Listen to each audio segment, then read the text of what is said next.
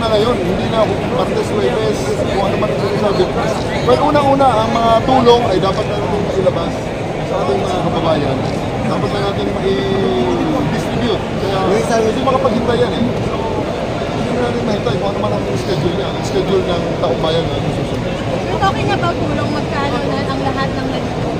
Ang kanina doon sa ring may nagdag ng 300,000, so 16.3 natin. 16.3 million ang cash natin. Tapos meron tayong bigas, dilata. Ang dilata natin, mga 2 truck. May isang kumpanya na, maraming kumpanya na nag-donate at may isang kumpanya na isang lupa na ng dilata. So, didistribute na natin. Nakita nyo naman siguro nandiyan, naka-display naman ang ibang mga... Binigyan na namin sa DSWD, sa National Red Cross at Quezon City Red Cross. Mamaya ay pupunta kami sa Baseco, magdadala kami ng konting ayuda rin, pag ayuda ay dadala namin sa kanya. So, pwede mo naging nila yung sinabi mo pag napunta ko pa rin? Well, you know, may mga nagtatanong kasi, bakit kailangan ba ito? Well, una-una, kami mga pulis ang first responder kasi frontliners na. Kaya nakita namin yung paghirap sa ating mga kabataan. Until now, nang nag-issue ng ganong statement si Vice Mayor, nakita ko ang contingent kaagad na, uy, maganda ito. We can raise funds outside of the government resources. Kasi ang government resources naman, nandiyan naman, pero mas maganda na rin siguro na tayo mga nasa private sector, kapag mga tao na outside dun sa mga funded agencies ng gobyerno, ay makapag-generate din ang sarili po pantulong sa ating mga. Pwede mo may good action na sinabi ko na Senator Lacson na kung siya minamon, ang papaharap ko mag-contact. Well, I do respect the opinion of the Chief PNP.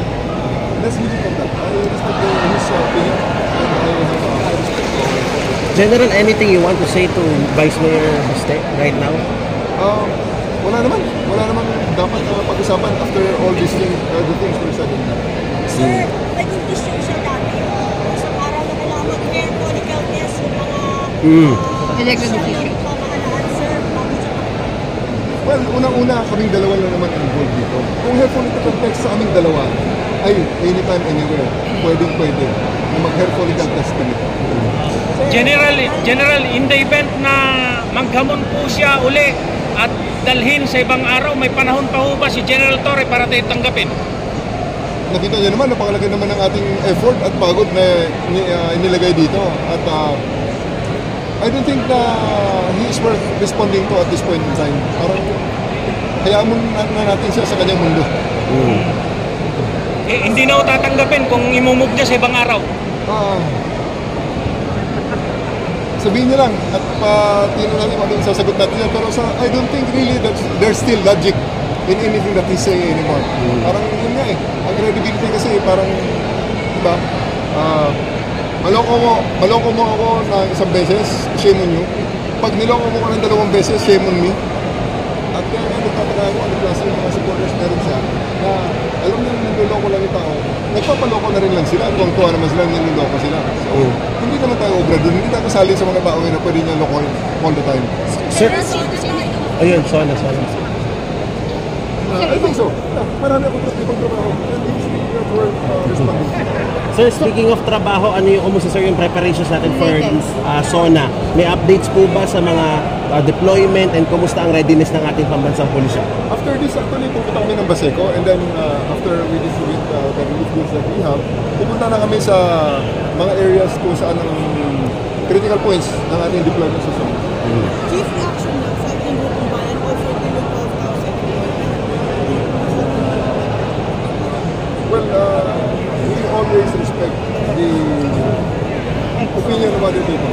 Okay? So, naninigur lang tayo. We always hope for the best. But we are prepared. Pero are you open to visiting, sir, the protest site ng both pro and anti tomorrow if time permits, sir? Yes, of course. Lahat naman ng ating mga kababayan ay dapat natin pakinggan. We will always lend an open ears to them. General, magkano po nagastos dito sa event na ito, sir? Well, I'm not really very sure about sa organizer kung magkano, no? Ang maliwanag lang dito sa amin ay almost 20 million. Almost 20 million ang ating nandito. Break even po ba, sir? Naka-break even ba kayo? Malaking kita. Kasi walang gastos ito actually.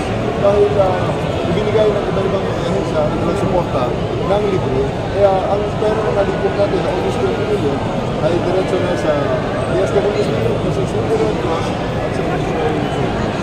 Thank you, sir. Wala na. Wala na. Dahil nasabi nga ito natin. So, this is what Kailan ipamimigay mo? wala kayo ay papansin natin.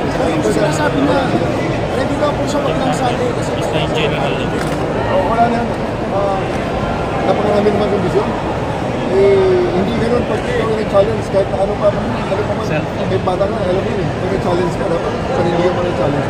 Kung hindi mo kaya panindigan, Sir, sir, yung aid pala. si DOJ kasi ating panindigan.